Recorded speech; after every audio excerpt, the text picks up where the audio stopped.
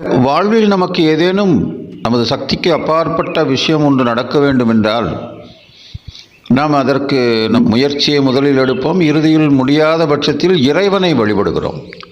அப்படி இறைவனை வழிபடுவதற்காக பல வழிபாடு முறைகள் நமது சனாதன தர்மத்தில் அடங்கியுள்ளன.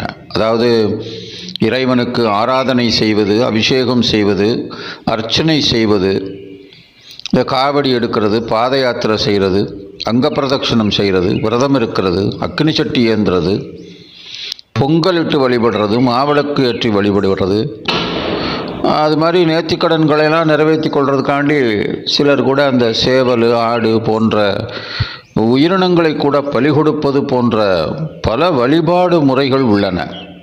இந்த வேதத்தால் அங்கீகரிக்கப்பட்ட மற்றும் இந்த ஆகம விதிகளால் ஏற்றுக்கொள்ளப்பட்ட ஒரு வழிபாடு முறைதான் இந்த ஹோமங்கள் செய்வதாகும். இன்றளவும் நடைமுறைப்படுத்தப்படும் ஒரு இன்றியமையாத ஒரு இறை வழிபாட்டு முறை என்றே சொல்லலாம்.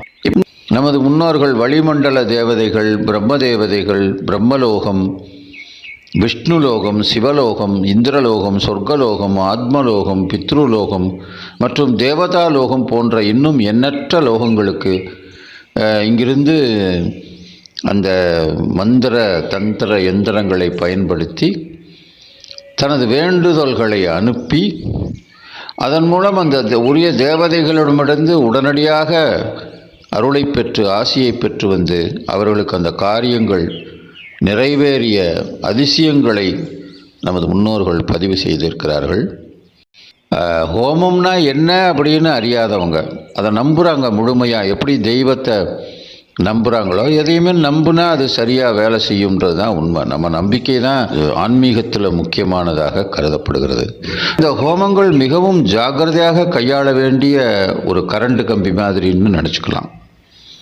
இந்த கணபதி ஹோமம், லக்ஷ்மி ஹோமம், சுதர்சன ஹோமம், சண்டி ஹோமம், நவக்கிரக ஹோமம், ஆயுஷ்ய ஹோமம், தன்வந்திரி ஹோமம், வாஸ்து ஹோமம், சுயம்பரா பார்வதி பரமேஸ்வர ஹோமம், சந்தான கோபாலகிருஷ்ண ஹோமம், ஐக்கியமத்திய ஹோமம், ரணவிமோச்சன ஹோமம், அகோர அஸ்திர ஹோமம் போன்ற பல வகையான ஹோமம் இருக்கின்றன.